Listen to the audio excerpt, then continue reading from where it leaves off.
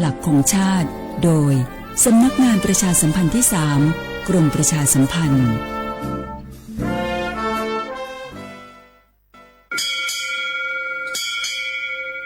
โอโบดาจ้าโอเวอร์ชอปเปอร์เหมือนสุงคาปอกว่าย้อซงโอดูธรรมาสถานีวิทยุภาษาชาติพันธุ์แห่งเดียวในประเทศไทยทันสมัยเชื่อถือได้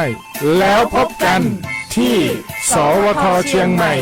AM 1476 กิโลเฮิรตซ์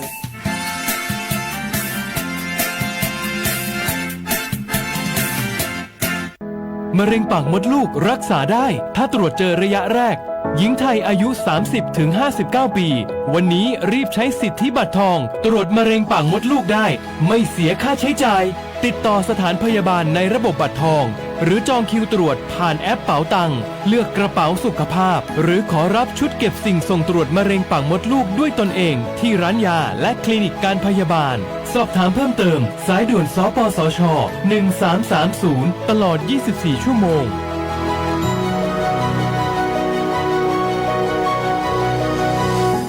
ใครๆก็รู้กันถุงยางอนามัยพกเอาไว้ช่วยได้ช่วยป้องกันโรคอันตรายที่มากับเพศสัมพันธ์ทั้งซิฟิลิสหนองในเอดส์ไวรัสตับอักเสบบีหรือแม้แต่มะเร็งปากมดลูกช่วยป้องกันถ้ายังไม่อยากมีลูกหรือท้องไม่พร้อมตอนนี้แต่ที่ยังไม่รู้คือไม่ใช่สิทธิ์บัตรทองก็มีสิทธิ์ขอรับถุงยางอนามัยได้รวมถึงยาคุมกำเนิดฟรีสิทธิประโยชน์สำหรับคนไทยทุกคนสอบถามเพิ่มเติมสายด่วนสปสช1330ตลอด24ชั่วโมง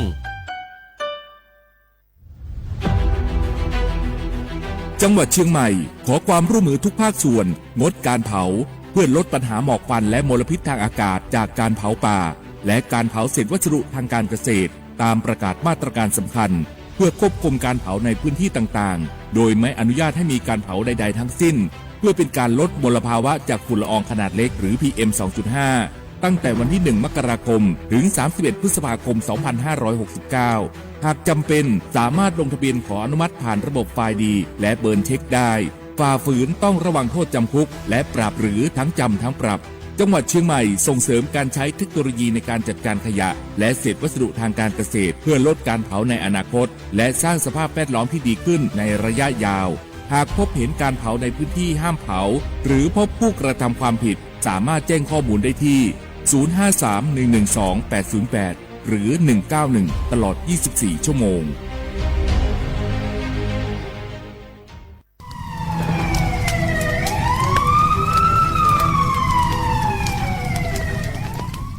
ชาว่าพวกมา30,000เมียง我们家多去出边เมียงมา我们家吃烂来嘛这些别人啊90%我们家我老出花家都什么ที่เนี่ยว่าจะว่ารู้สักอย่าง我们家ปีว่าจะมือดูทุกสมาที่เนี่ยก็สักจะทุกสมางที่พวกทุกชาไปที่มาว่าเนี่ย PA 2.5 พิลามาที่เนี่ยว่าเราช่วยให้คนอยู่ในจ้าที่เนี่ยว่าเราช่วยนาพิลามามีความเสี่ยงจะไม่คือโรคหัวใจดวงว่ามันเลยดนี้คือสมองเสียมาโรคปอดใกล้มางที่บ้าน我们家มาสายาสถาบันวิจัยวิทยาศาสตร์ที่เนี่ยคือเทคโนโลยีแห่งประเทศไทยวุ้ยชมาคือมาคือแต่คนแรกยี่จอละโคตุทัดสูมีฉากขนาดมาอยู่ที่มาเมื่อเขาลิบาลิมาเป็นซาบิวมันยี่จอสูงมันเนี่ยคือวชสำนักงานวิจัยแห่งชาติ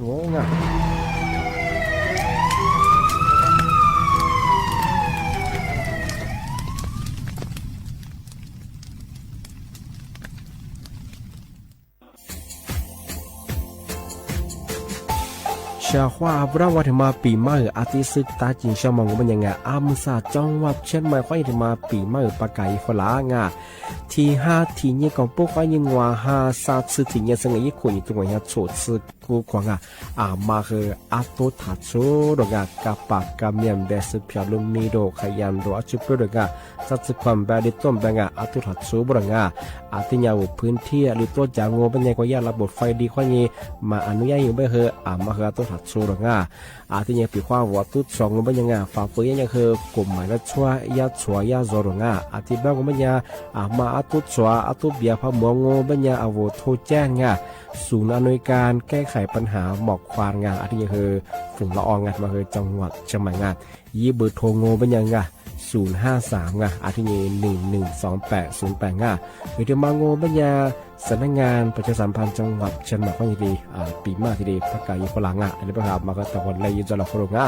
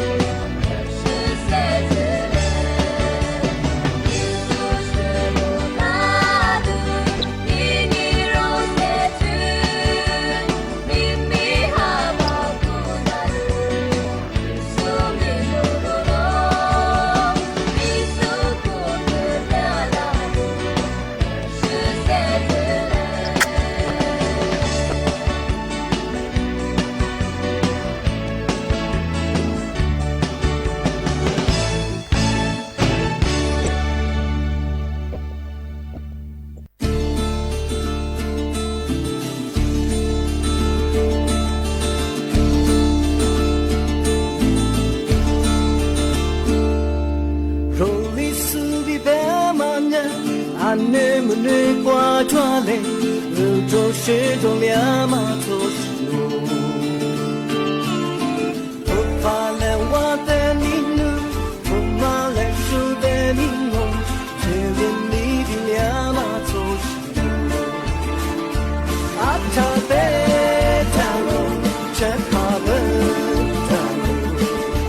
你那他说谁家马蹄子？真路真大路，就寻真大路，世间好了我马里松水。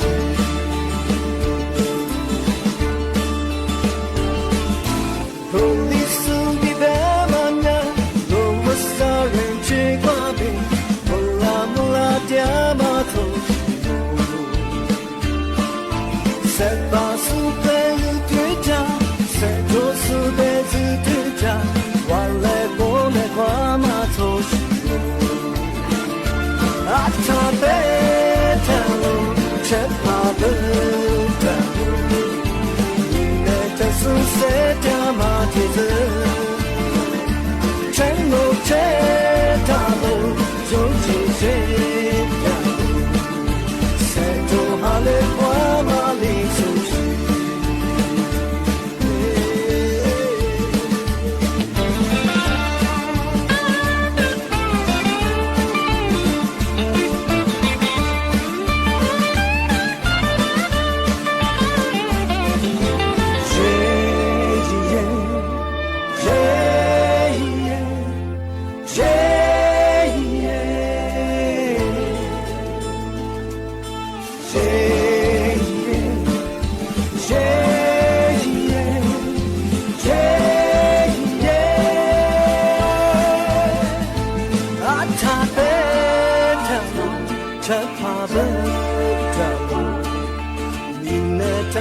谁家马蹄子？全路这大路，终于这条路，世界好了挂马里苏西，阿他的条路，真怕的条路，你那这是谁家马蹄子？全路这大路，终于这。好了，挂马里苏西，世界好了，挂马里苏。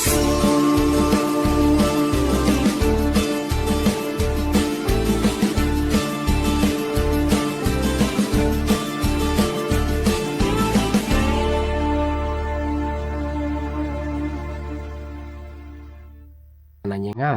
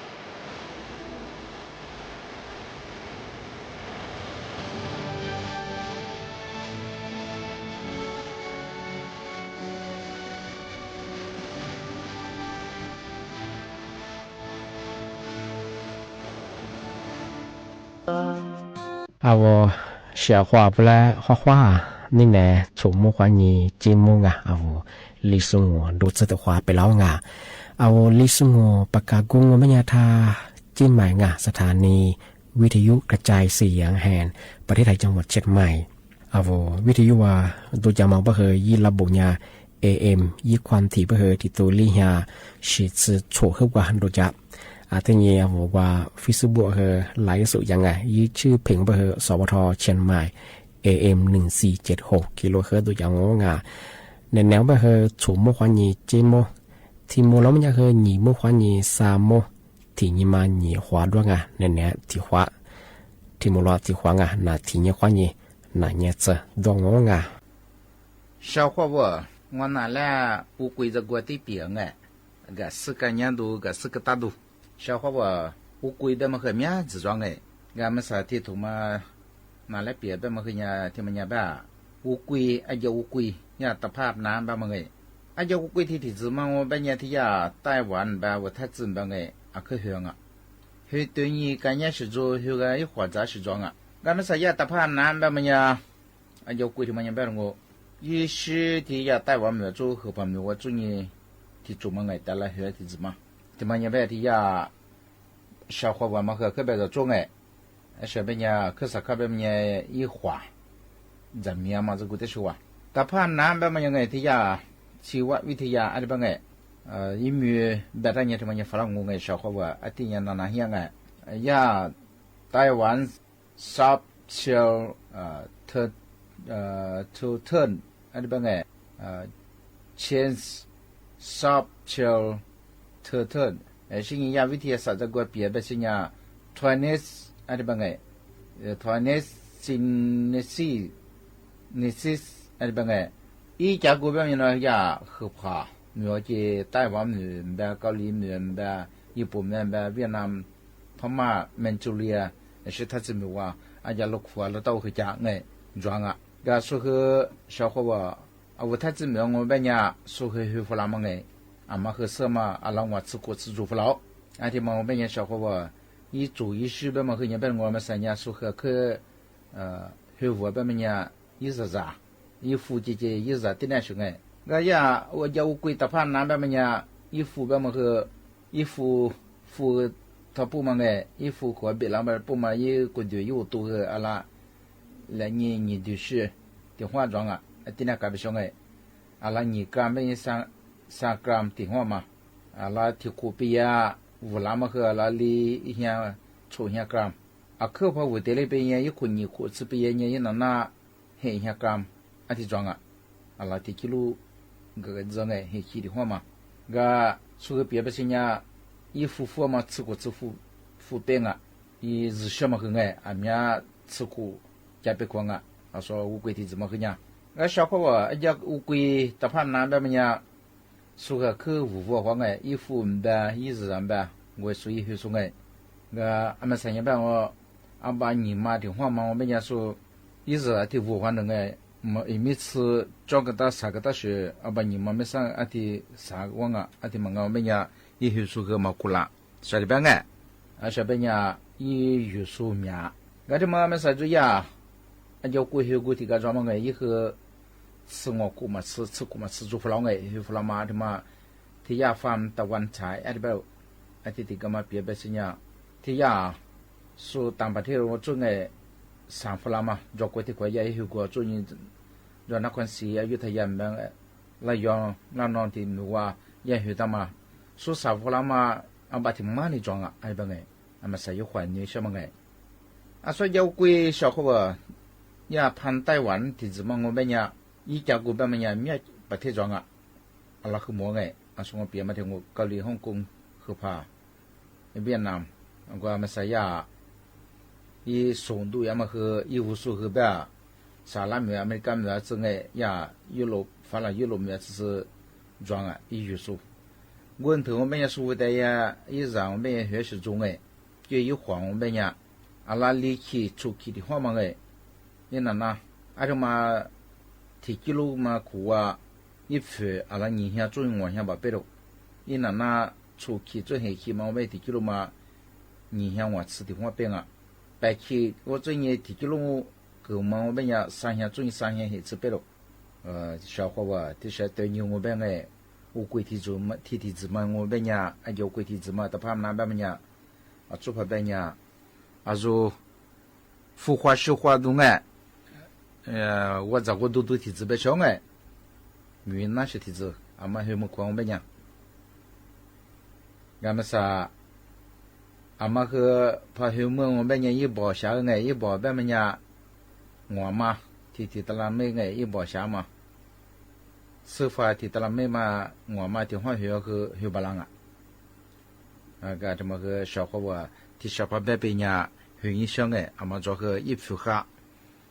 提起了嘛另外下边呀小伙娃很响哎我影响什么怕后边呀没被忘啊提过啊吧说个后面我们呀个提过边呀没后面啊你怎么不啷个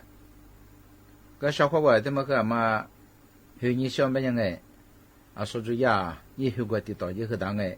一没有คุณสมใจ对不对那个这么个小伙娃没得说啊个后影响一十年哎说来提到一那一是这么个武功哎一部头0852605522你啥不装哎小伙娃干嘛的说啊俺们有些人说以后说了哎一十年没人提到一年哎哈这个但是和小伙娃干的嘛叫乌龟哎小伙娃乌龟这个地比啊乌龟的嘛呀俺们自装哎俺们自装的嘛呀我们做嘛呀我们佩服那天小伙娃嘛做嘛佩服住的嘛打了一比嘛啊乌龟的嘛呀的俺们自装哎干我的比啊拿来佩服住我是个当哎地嘛我们也的呀到这了去那边哎到这去乌龟这去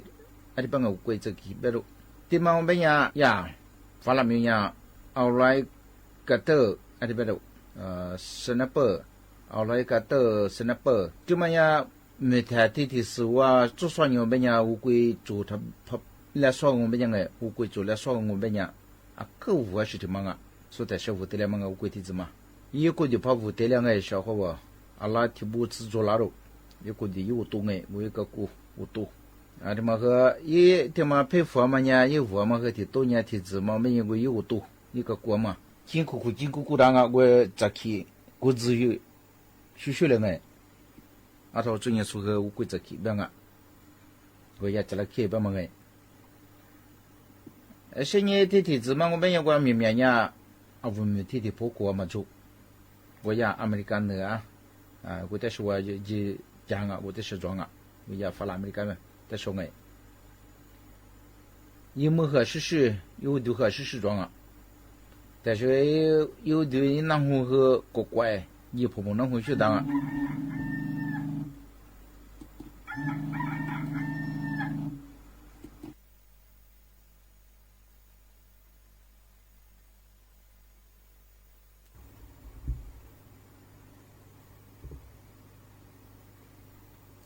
乌龟提子嘛我们呀我和我龟那户和太太及婆婆那户去当一些年一拉球和失败的哎我被地区小伙我们这个被嘛付哎些年个呀没快被地区搞我被地哎我那被地区的而且嘛一拉球的嘛我们也可别哈达我说你帮哎被地的是你把是的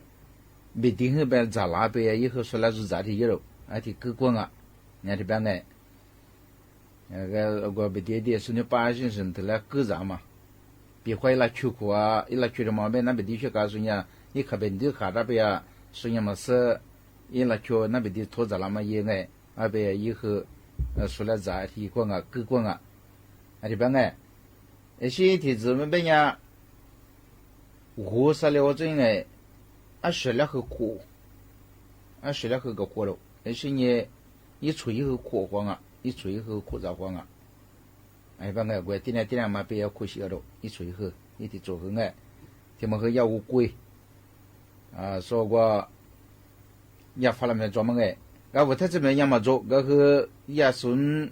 干卡的时候哎，没啥的话是给带来你啦，马那个嘛，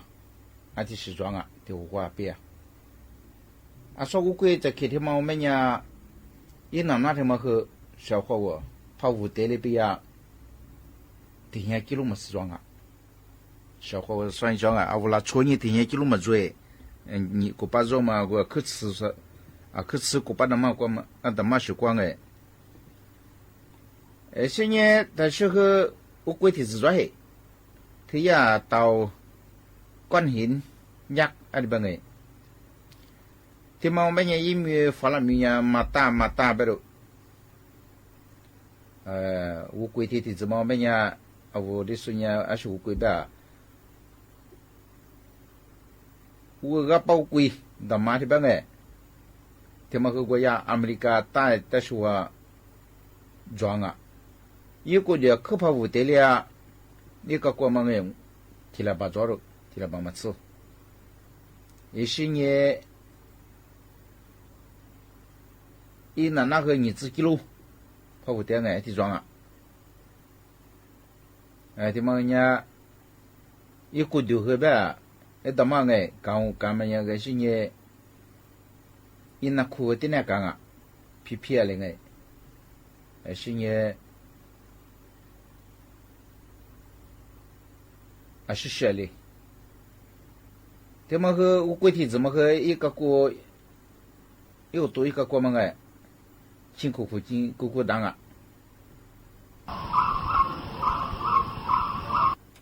是呢。我是的话么呀，是偏许是做，是呢是个的一做许是做，我是偏做许的干啊，一花和哎，这么呀，我把乌龟这边哎，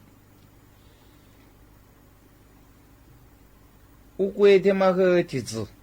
小伙我，乌龟他妈呀到3.8这边哎。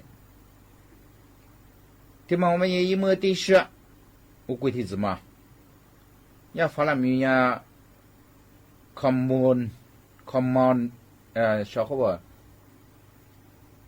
，common， อะไรไปดู common snapper，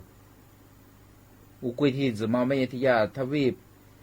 อเมริกาเหนือชื่ออเมริกากลางอัตตัวเปลืองอ่ะอีจุงไงเอาก็ตาจัดสุ个所以别叫龟体子嘛，我们也在去，在那去边么去一那台一做鸡我们也一起做事，个也看我们也啦，昨天个一天嘛去做皮呀，天嘛去自皮的话，天嘛个一个顾客别人我又多一个顾嘛个辛苦去当啊，你南湖边么也路细的干。我是上海一个的个，是呢，一批吃喝的我龟体子嘛，不要怕我得了不要，我吃些都没装啊，所以个工哎是嘛，一那我们也30 kilo，这个小伙我龟哎，小伙我乌龟这个比个别乌龟他妈个体质，所以乌龟他妈我们提呀，到布鲁，这边到布鲁，发了我们呀 big head， 这边我这做上我们呀我他这边和装的我就我吧。路库，我就提说我怕我没得挑抓，他们和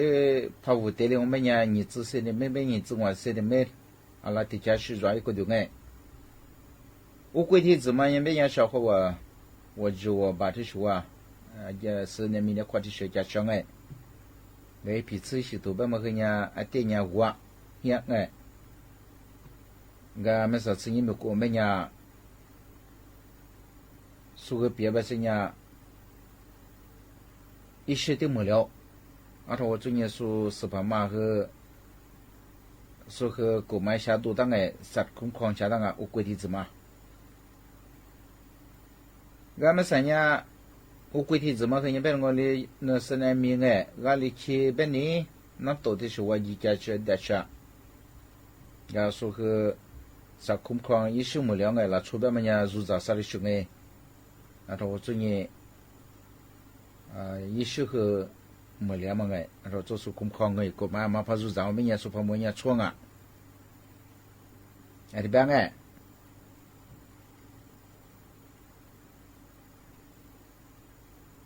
小伙我，他妈拿来配辅助，可配辅助体质的。他妈手里边小伙我，也拔毛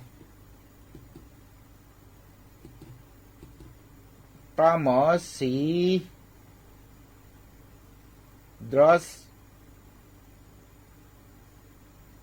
bleed 这边哎，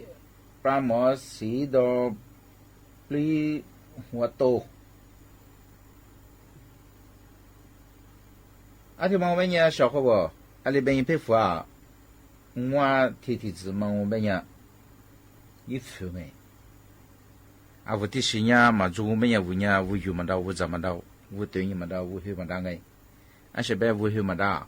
一服贵死了，里边贵小伙我，一服的妈妈提烂你些嘛了。小伙我就是的呀，那无后不哎，无咋不的是，这帮我们呀，他妈佩服了哎，小伙我，我四个大嘛哈哎，我们他妈做嘛木鸡，做嘛司机，面子在佩服住的嘛。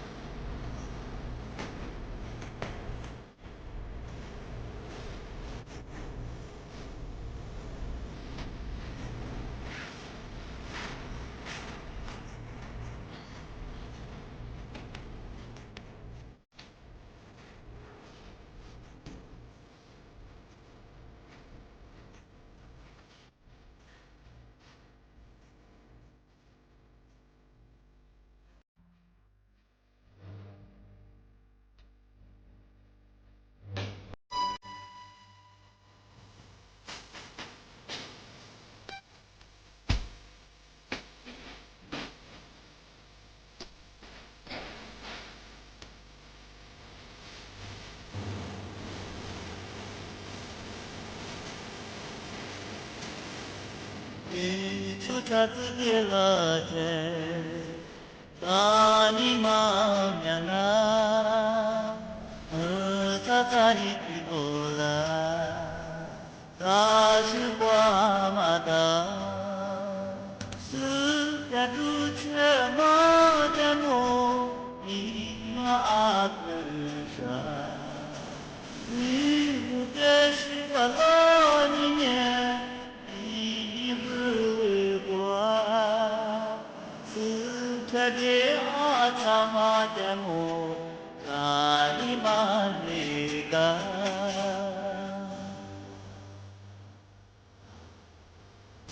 你也是我老年，你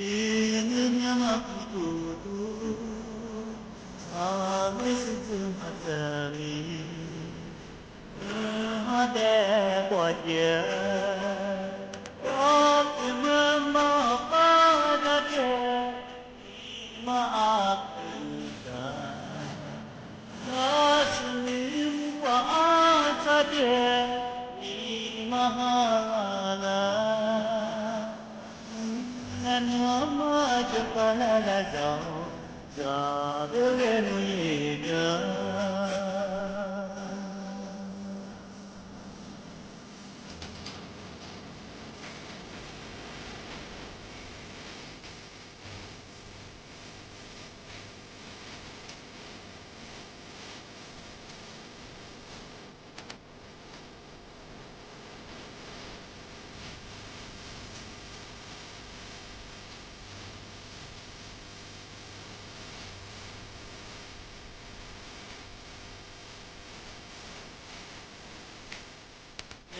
那是我容易呀，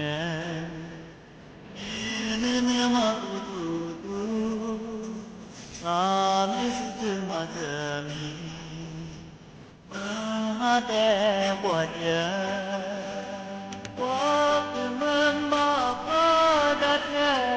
你妈不那是你我的天。Mahalala, lanwamad kalalalaw, sa tarenuliga.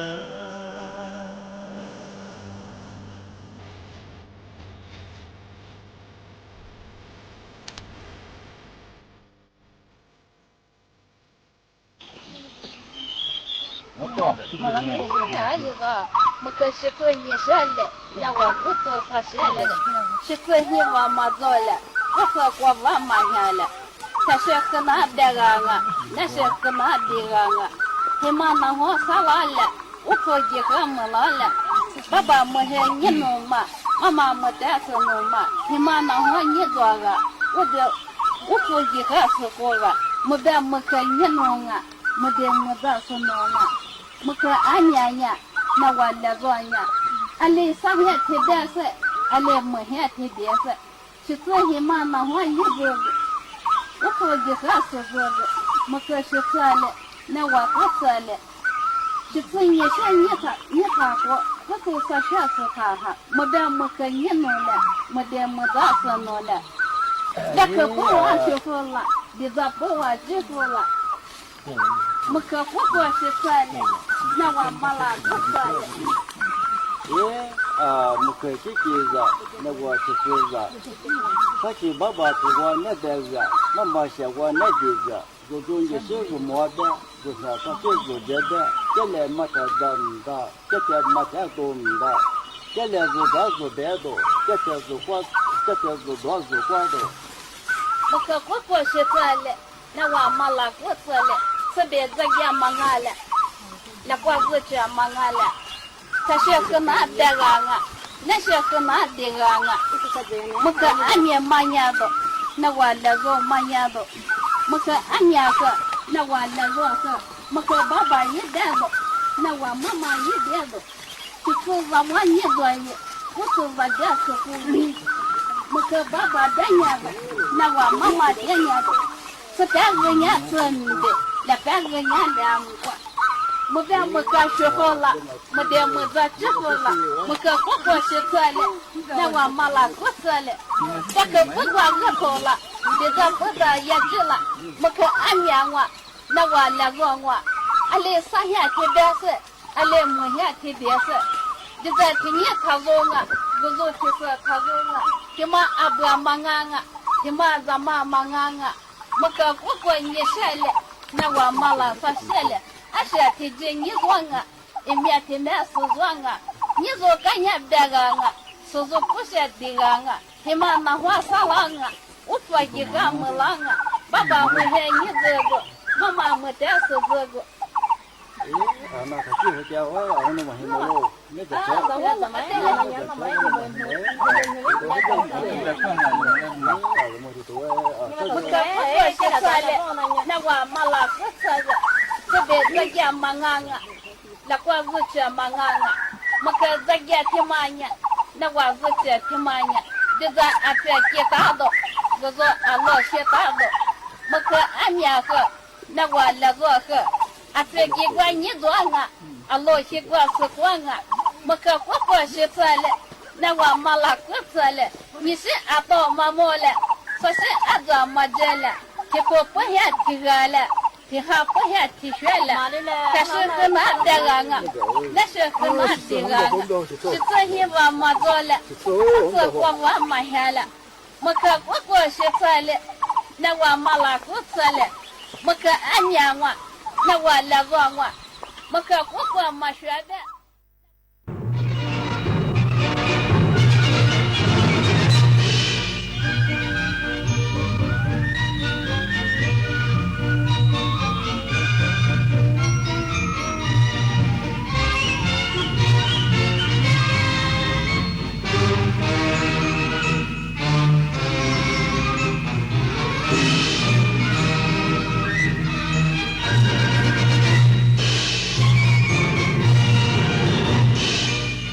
ที่นี่สถานีวิทยุกระจายเสียงแห่งประเทศไทยต่อไปเสนอข่าวซึ่งมีหัวข้อข่าวดังนี้นายกรัฐมนตรีกำชับทุกจังหวัดอำนวยความสะดวกและดูแลประชาชนในช่วงเทศกาลสงกรานต์ที่ประชุมรัฐมนตรีต่างประเทศอาเซียนสมัยพิเศษหารือแนวทางรับมือตะวันออกกลางพร้อมเรียกร้องให้สหรัฐอเมริกาและอิหร่านเคารพกติกาและกฎหมายระหว่างประเทศผู้นำสหรัฐประกาศจะโจมตีเรือของอิหร่านที่แล่นเข้าใกล้เขตปิดล้อมของสหรัฐบริเวณช่องแคบฮอร์มุซการแข่งขันคิกบ็อกซิ่งอาชีพครั้งแรกของประเทศไทยชัยนรงค์ยาวะโนภาสเจ้าของแชมป์โลกชาวไทยคว้าเหรียญทองได้สำเร็จต่อไปเป็นรายละเอียดของข่าว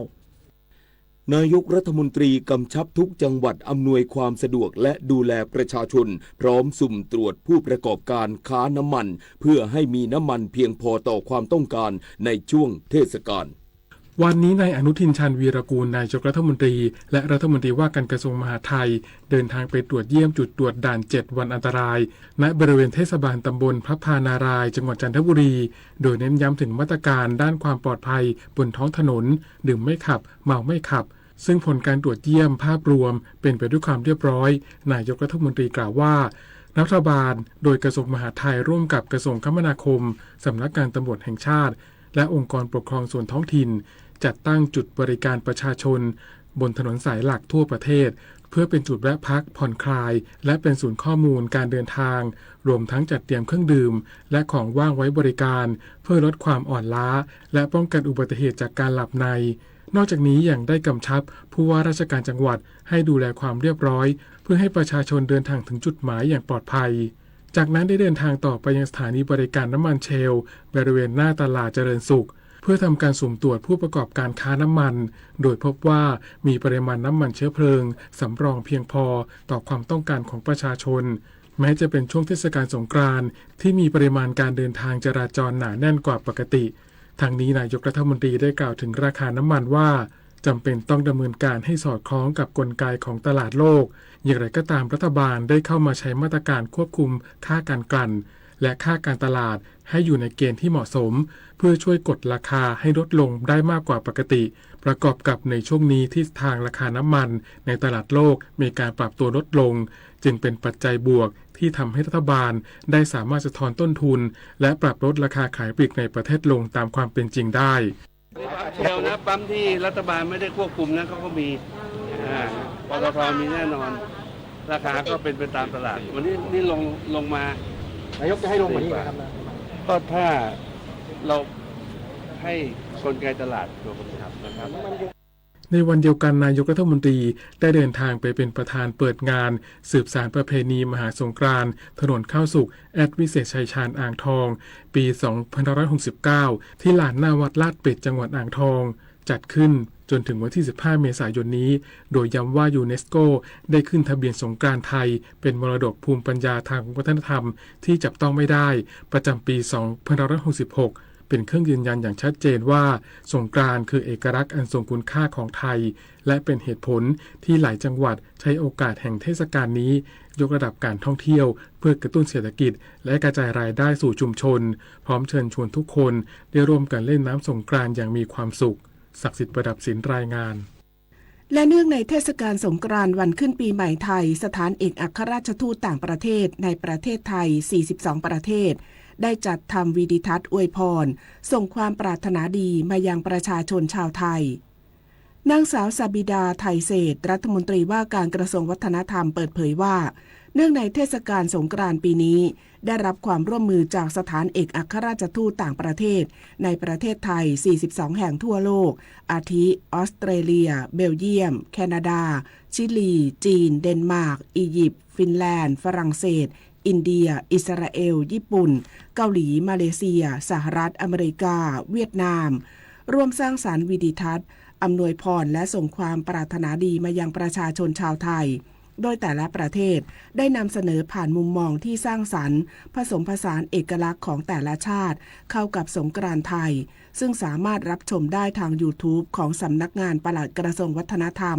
และสื่อโซเชียลมีเดียของสถานเอกอัครราชทูตต่างประเทศในประเทศไทยทั้ง42ประเทศการส่งความปรารถนาอวยพรวันขึ้นปีใหม่นี้แสดงถึงความเชื่อมสัมพันธไมตรีระหว่างประเทศและสร้างการรับรู้ถึงคุณค่าสาระที่แท้จริงของสงกรานต์ในประเทศไทยให้ชาวต่างชาติได้รับทราบอย่างลึกซึ้งยิ่งขึ้นทั้งนี้กระทรวงวัฒนธรรมได้แสดงความขอบคุณอย่างจริงใจไปยังสถานเอกอัครราชทูตต่างประเทศประจำประเทศไทยทุกแห่งที่ร่วมเป็นส่วนหนึ่งในการเฉลิมฉลองประเพณีสงกรานต์แสดงถึงมิตรภาพอันแน่นแฟ้นที่เป็นแรงขับเคลื่อนการสร้างคุณค่าของสงกรานต์ไทยในฐานะที่ได้รับการประกาศจากองค์การยูเนสโกให้เป็นตัวแทนรายการมรดกทางวัฒนธรรมที่จับต้องไม่ได้ของมนุษยชาติหลายหน่วยงานบูรณาการความร่วมมือคุมเข้มและบังคับใช้กฎหมายอย่างเข้มงวดเพื่อดูแลความปลอดภัยประชาชนและนักท่องเที่ยวตลอดช่วงเทศกาลสงกรานต์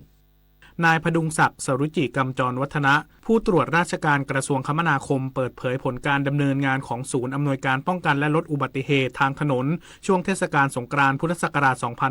2569 หรือสปท.ว่าภาพรวม3วันมีอุบัติเหตุรวม515ครั้งผู้บาดเจ็บ486คนและผู้เสียชีวิต95รายโดยจังหวัดลำปางมีอุบัติเหตุและผู้บาดเจ็บสะสมสูงสุดกรุงเทพมหานครมีผู้เสียชีวิตสะสมสูงสุดและมี30จังหวัดที่ยังไม่มีผู้เสียชีวิตสำหรับมาตรการรับมือในวันเล่นน้ำสงกรานต์สปท.ได้ประสานทุกจังหวัดและกรุงเทพมหานครบังคับใช้กฎหมายอย่างเข้มงวดโดยเฉพาะในพื้นที่เล่นน้ำและแหล่งท่องเที่ยวเน้นย้ำการควบคุมการจำหน่ายเครื่องดื่มแอลกอฮอล์ให้เป็นไปตามกฎหมายห้ามขายให้เด็กและเยาวชนต่ำกว่า20ปีเด็ดขาดหากพบเด็กดื่มแล้วขับจนเกิดอุบัติเหตุจะมีการสืบสวนขยายผลดำเนินคดีไปถึงร้านค้าและผู้ปกครองด้วย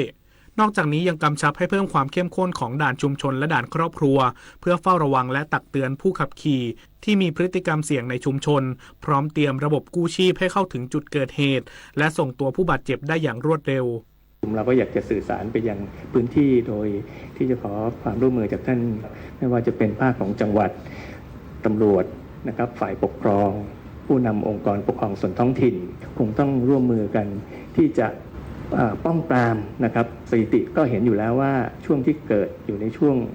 ที่ ที่เราดื่มเฉลิมฉลองแล้วก็เป็นเยาวชนเราเป็นส่วนใหญ่นะครับเป็น1 ใน 3ของผู้เกิดอุบัติเหตุถ้าเกิดเราได้ร่วมมือบูรณาการมีการสั่งการอย่างใกล้ชิดด้วยความห่วงใยก็อาจจะสามารถที่จะป้องปราม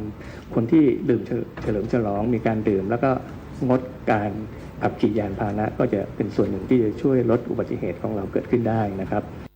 ด้านพลตำรวจโทไตรรงค์ผิวพันธ์รองเจรตำรวจแห่งชาติเปิดเผยว่าพลตำรวจเอกกิตรัตน์พันเพชรผู้บัญชาการตำรวจแห่งชาติได้สั่งการให้ตั้งกองอำนวยการร่วมดูแลพื้นที่จัดงานกว่า 1,100 แห่งทั่วประเทศโดยเฉพาะจุดสำคัญอย่างถนนสีลมได้บูรณาการกำลังเจ้าหน้าที่จากหลายหน่วยงานกว่า 2,000 นายขณะที่เทศกาลสงกรานต์ถนนสีลมวันแรกมีนักท่องเที่ยวสูงถึงกว่า 140,000 คนโดยภาพรวมเป็นไปด้วยความสงบเรียบร้อยทางท่านผบ.ตร.นะครับได้มอบหมายให้มีการจัดชุดปฏิบัติการที่เราเรียกว่าซิกแมนทีมนะครับเป็นชุดปฏิบัติการพิเศษที่ผ่านการฝึกฝนมาอย่างดีนะครับออกตรวจออกลาดตระเวนโดยเฉพาะในพื้นที่สงกรานต์เนี่ยอาจจะมีความลำบากบ้างในการเดินเนื่องจากว่าประชาชนหนาแน่นนะครับยืนยันนะครับว่าเจ้าที่ตำรวจนะครับพร้อมในการปฏิบัติหน้าที่เพื่อให้สงกรานต์ปีนี้เป็นไปด้วยความสุขและความปลอดภัยกับพี่น้องประชาชนครับขณะที่นางเลิศลักษณ์ลีลาเรืองแสงรองปลัดกรุงเทพมหานครเปิดเผยว่ากรุงเทพมหานครจัดตั้งศูนย์บัญชาการ BMA Command Center เพื่อบูรณาการข้อมูลจากกล้อง CCTV ทั่วพื้นที่พร้อมเชื่อมโยงระบบเฝ้าระวังภัยพิบัติและฐานข้อมูลกลุ่มเปราะบางเพื่อประสานงานร่วมกับหน่วยกู้ภัยและศูนย์เอราวัณในการระงับเหตุฉุกเฉินได้ทันท่วงทีตลอด 24 ชั่วโมงนอกจากนี้ยังเน้นย้ำความปลอดภัยทางถนนผ่านการรณรงค์ขับไม่ดื่มดื่มไม่ขับและประสานเจ้าหน้าที่ตำรวจตั้งจุดตรวจวัดแอลกอฮอล์ในเส้นทางเสี่ยงโดยยืนยันความพร้อมในการดูแลสวัสดิภาพของประชาชนอย่างเต็มกำลังตลอดช่วงเทศกาลปฏิพล สทพรหมมารายงานที่ประชุมรัฐมนตรีต่างประเทศอาเซียนสมัยพิเศษร่วมหาแนวทางรับมือวิกฤตตะวันออกกลางพร้อมเรียกร้องให้สหรัฐอเมริกาและอิหร่านเคารพกติกาและกฎหมายระหว่างประเทศ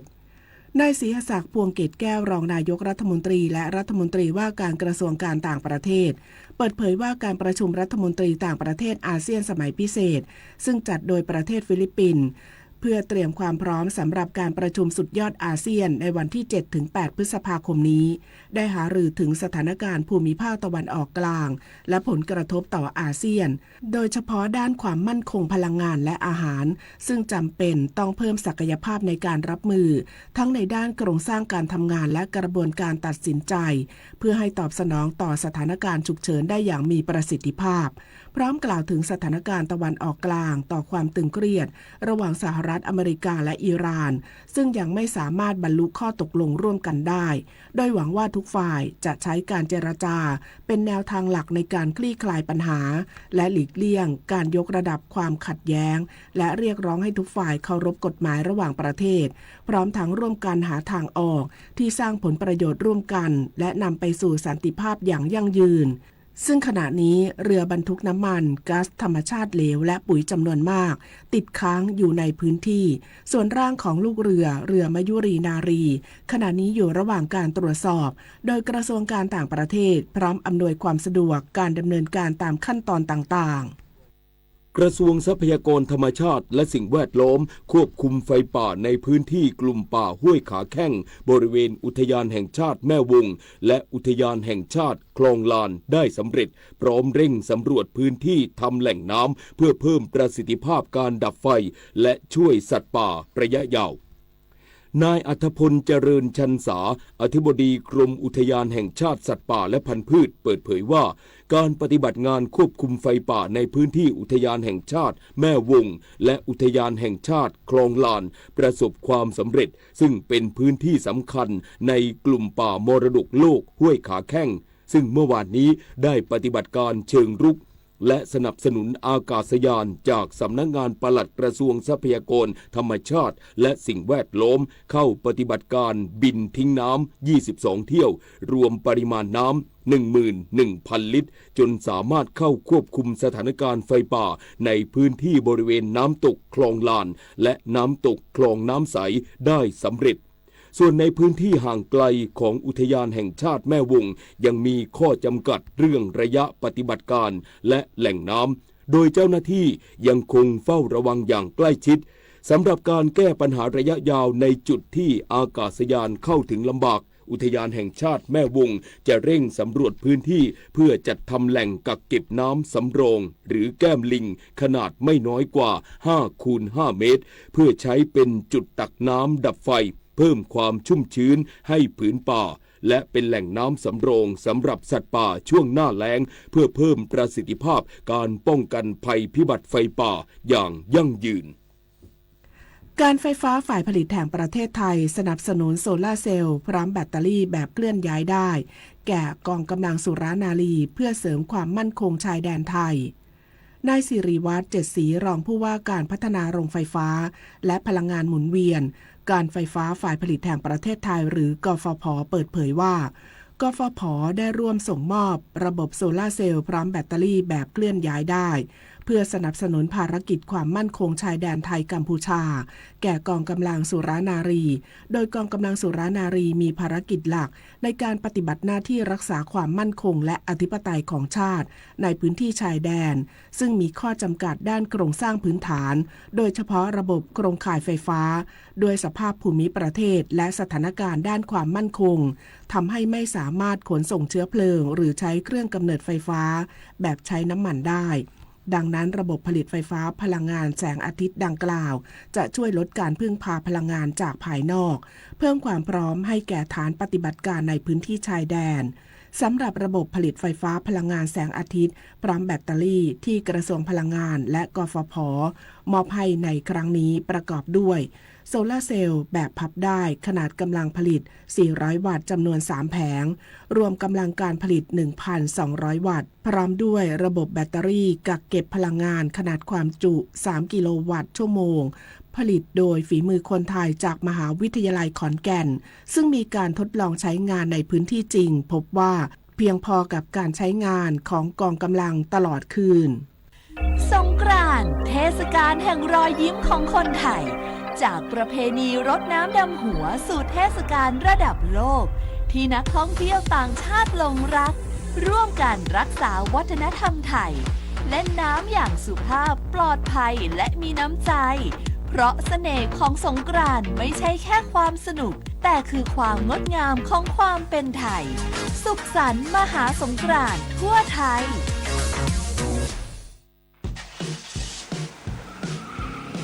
เพื่อนจะรีบไปไหนสตาร์ทรถทิ้งไว้ก่อนเดี๋ยวขึ้นไปเอาของบนออฟฟิศแป๊บนึงหยุดเลยสตาร์ทรถทิ้งไว้เปลืองน้ำมันนะแค่ไม่กี่นาทีเองพลังงานไม่หมดโลกมั้งคำว่าแค่แป๊บเดียวของทุกคนรวมกันหมายถึงพลังงานมหาศาลที่ถูกทิ้งไปเปล่าๆเลยนะจริงด้วยนึกว่าเรื่องเล็กแต่มันเรื่องใหญ่กว่าที่คิดอีกนะเนี่ยร่วมกันประหยัดพลังงานเพื่อประเทศชาติและโลกของเรา7:16 นาทีต่อไปรับฟังข่าวต่างประเทศประธานาธิบดีโดนัลด์ทรัมป์ผู้นำสหรัฐเปิดเผยผ่านแพลตฟอร์มโซเชียลมีเดีย Truth Social เมื่อวันจันทร์ที่ผ่านมาตามเวลาสหรัฐที่เตือนว่าเรือของอิหร่านลำใดก็ตามที่เข้ามาใกล้เขตปิดล้อมของสหรัฐจะถูกกำจัดโดยทันทีด้วยยุทธวิธีเดียวกันกับที่กองทัพสหรัฐปฏิบัติการปราบปรามเรือขนยาเสพติดในทะเล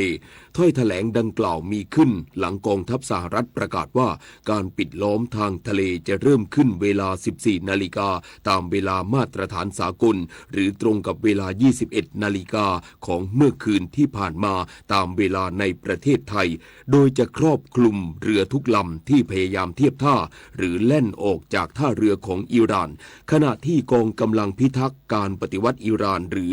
IRGC เตือนว่าท่าเรือทุกแห่งในอ่าวเปอร์เซียและทะเลโอมานจะไม่ปลอดภัยหากท่าเรือของอิหร่านเผชิญกับภัยคุกคามกองทัพอิสราเอลออกแถลงการเมื่อวานนี้ที่ระบุว่าปฏิบัติการโจมตีครั้งใหญ่ที่สุดของกองทัพอิสราเอลต่อเป้าหมายในหลายพื้นที่ทั่วเลบานอนเมื่อสัปดาห์ที่แล้วทำให้สมาชิกของกลุ่มฮิซบอลเลาะห์กลุ่มติดอาวุธที่อิหร่านให้การสนับสนุนเสียชีวิตกว่า250ราย ในจำนวนนี้5รายเป็นระดับผู้บัญชาการกองกำลังขณะที่กระทรวงสาธารณสุขเลบานอนรายงานว่าปฏิบัติการโจมตีดังกล่าวของอิสราเอลทำให้มีผู้เสียชีวิตอย่างน้อย350รายและบาดเจ็บมากกว่า 1,200 คนส่งผลให้ยอดผู้เสียชีวิตจากการปฏิบัติการทางทหารของอิสราเอลในเลบานอนตั้งแต่ต้นเดือนมีนาคมที่ผ่านมาอยู่ที่อย่างน้อย 2,055 รายบาดเจ็บมากกว่า 6,500 รายและประชาชนในเลบานอนมากกว่า1ล้านคนต้องกลายเป็นผู้พลัดถิ่นความเคลื่อนไหวดังกล่าวมีขึ้นก่อนที่การเจรจาระหว่างอิสราเอลและเลบานอนที่กรุงวอชิงตันดีซีของสหรัฐจะเริ่มขึ้นในวันอังคารนี้ตามเวลาสหรัฐท่ามกลางความหวังว่าทั้งสองฝ่ายจะสามารถบรรลุข้อตกลงหยุดยิงสมเด็จพระสันตะปาปาเลโอที่14ประมุขแห่งพระศาสนาจักรคาทอลิกตรัสกับผู้สื่อข่าวเมื่อวานนี้เกี่ยวกับกรณีที่ประธานาธิบดีโดนัลด์ทรัมป์ผู้นำสหรัฐวิพากษ์วิจารณ์อย่างรุนแรงหลังพระองค์ทรงแสดงจุดยืนต่อต้านสงครามระหว่างสหรัฐกับอิหร่านโดยระบุว่าพระองค์ทรงมีหน้าที่ทางศีลธรรมที่จะแสดงจุดยืนต่อต้านสงครามและไม่มีเจตนาที่จะโต้เถียงกับประธานาธิบดีทรัมป์พร้อมย้ำว่าพระองค์ทรงไม่มีความหวั่นเกรงต่อรัฐบาลของประธานาธิบดีทรัมป์หรือการที่ต้องออกมาประกาศ